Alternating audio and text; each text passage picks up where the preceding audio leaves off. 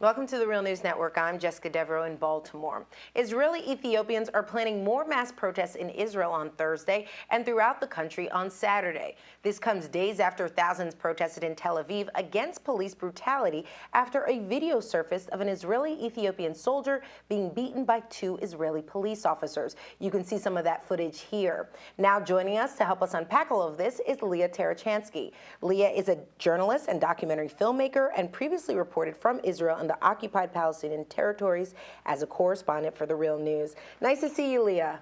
Thanks so much for having me. So, Lia, when the protests and the destruction of property took place in Baltimore last week, we covered it and needed to provide some more context about the deeply rooted economic problems and just the historically poor relationships that the Black community has with police. What are the underlying social conditions faced by Jewish Ethiopians in Israel? Well, before you start to understand the discrimination that the Ethiopian community in Israel goes through, you have to understand that Israel is not comparable to the United States in the sense that Israel is not a democracy the way that Western democracies are democracies. Israel is an ethnocracy. And what that means is that Israel is a Jewish state, defining itself as a state for the Jewish people, not just in Israel, also Jewish people all around the world. And it has elements of democratic rule for that Jewish population. But the Jewish people in Israel make up only 2/3 of the population. So a quarter of the citizens of Israel are not Jewish. And so they fall into second-class and third-class citizen kind of standards. Now, the Ethiopians are Jewish, but they are Black. And before this struggle really rose up to the fore in recent weeks, we've seen another African population in Israel that has been challenging this ethnocratic regime in Israel. And that population, of course, are the African refugees, mostly from Sudan and Eritrea, who are not Jewish. So basically what we're seeing here is that because Israel defines itself as a Jewish state, it has a different kind of category of rights and citizenship levels, depending on how you define yourself and how the state defines you in relation to that ethnicity. So if you are Jewish from Europe, you are most likely in the highest position of power. You will have you have a naturalized citizenship, and you have the highest access to power in Israeli society. The next levels are Jews that come from the Arab world and North Africa, then Jews that came from Russia and the former Soviet Union in the 90s, and the bottom of the Jewish hierarchy in Israel are the Ethiopian Jews. After that, of course, you have the Palestinian citizens of Israel, the African refugees in Israel, which are most likely going to be deported very soon en masse, and then after them, the Palestinians in the West Bank and Gaza who are not citizens of any state and are therefore don't have many rights. Lia, hold on one second. Let's talk about some specifics, though, policies that we want to kind of focus this on the African refugee population, for example. Just to speak to what the Israeli state has instituted in terms of housing and jobs, and how does that affect the African refugee population?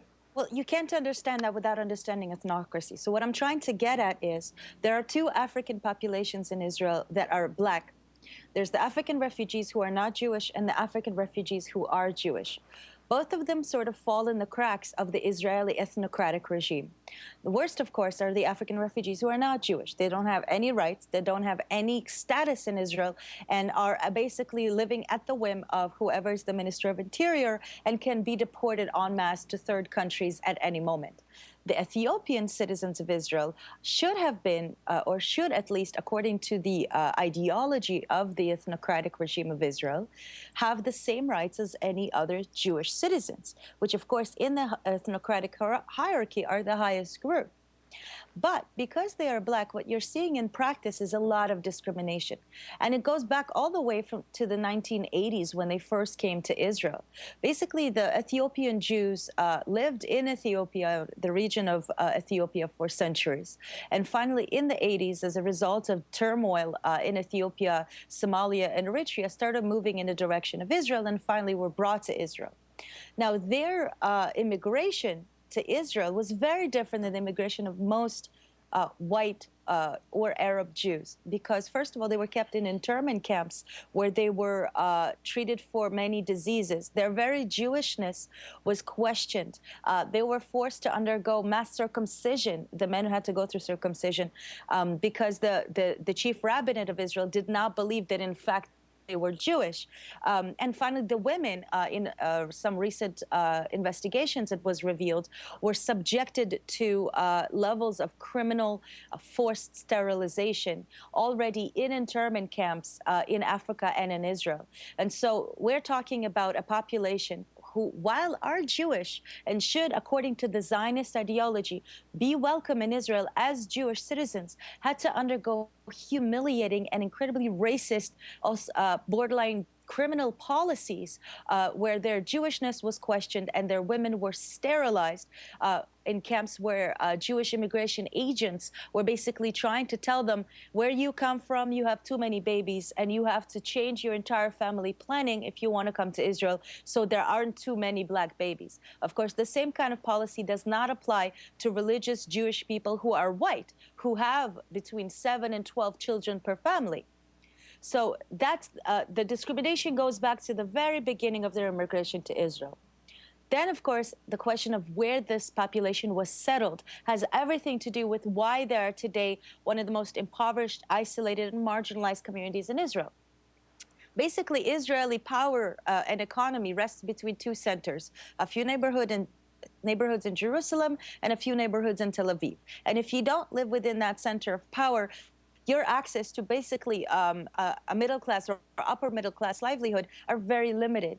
And of course, the most impoverished populations, the Jews that came from the Arab world, North Africa, and these Ethiopian Jews have been settled traditionally in the periphery, in the far north or the far south, in basically ghettos. These are some of the most impoverished communities in Israel with some of the least investments by the governments of all of the municipalities in Israel, except for, of course, the Palestinian municipalities. So first of all, you see very minimal investment in them, the least investment of any Jewish community in Israel.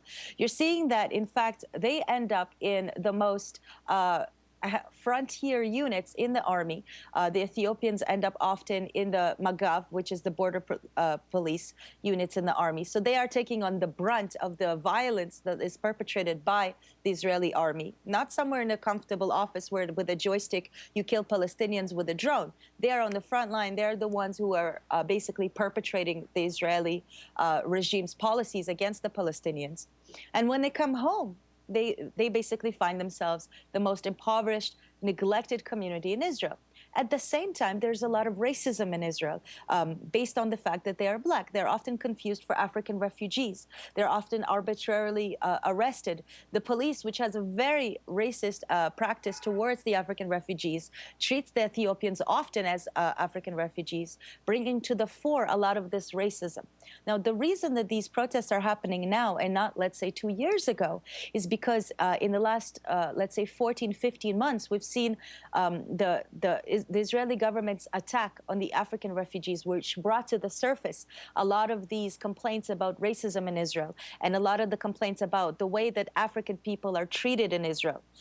Now, after the government finished basically its attack on the African refugees, the Ethiopians saw that the same racism which is perpetrated against the refugees is perpetrated against them. They're often treated as African refugees. They feel that they have the same policies and practices practiced against them. We're seeing constant attacks. We're seeing constant violence by the police. We're seeing the police constantly questioning people on the street, treating them like criminals, questioning their identity, questioning their visas, asking them to prove that they're Jewish, all kinds of harassment. And these protests particularly come at the heels of that movement of the African refugees and against the African refugees by the government. So basically, the protest that happened last weekend was very radical in a way, because the protesters, until now, the Ethiopian community has refrained from protesting in the kind of protest that we see in Baltimore and other places in Israel. Their protests have been very pacifist, very peaceful. For the first time in their history, they go out in a radical protest and they block the main highway in Tel Aviv, in the economic center of Israel. And what you see in that protest is that many of them are holding their hands like this. Now, this is an echo of a symbol that came out in the African refugee protest. In the African refugee protest, this symbolized arbitrary imprisonment because, of course, the Israeli policies meant that African refugees are imprisoned indefinitely in the large camp in the middle of the desert until they agree to self-deport to African countries such as Uganda and Rwanda. And you saw everywhere in the country the symbol of the two hands with the word freedom underneath. The fact that the Ethiopian Jewish protesters are emulating this symbol shows that they are connecting their struggle to the struggle of the African refugees, which I have to say is a very brave position, because the African refugees in Israel are one of those issues where everyone sort of agrees on this atrocious thing. Everybody agrees that the African refugees are refugees and they probably suffered horrible things in Africa, but they agree that there's no place for them in Israel and they should by and large be deported.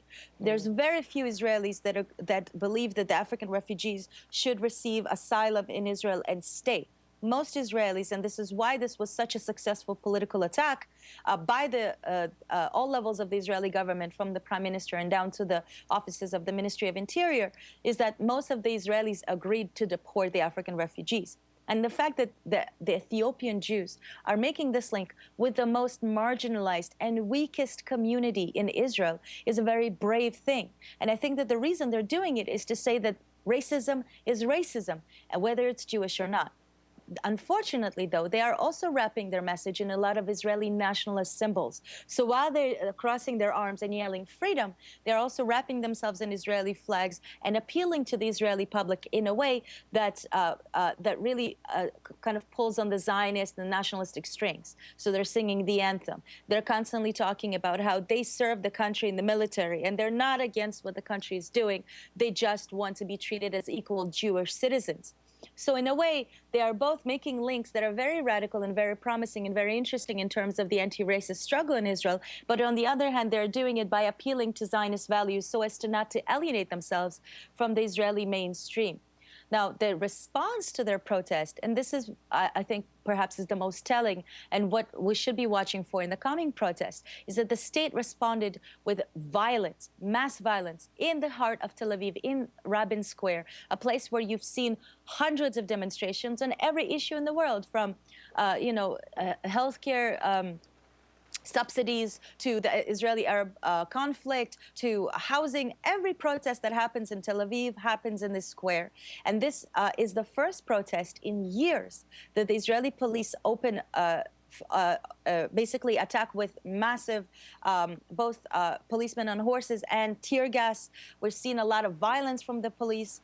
We've seen a lot of attacks, the kinds that most protests, which are, of course, white protests or protests by white Israelis, never see. And so the exceptionalization of this kind of protest is going to be very polarizing in the Israeli media and in Israeli conversation. And this is what we should be watching for, because if the government continues to respond with this kind of violence, they're looking at alienating a large chunk of the Israeli population and basically creating a crack in the Zionist mythology of the Jewish unity in Israel. Lia, very fascinating commentary. Thank you so much for being with us. Thank you for having me. And thank you for joining us on the Real News Network.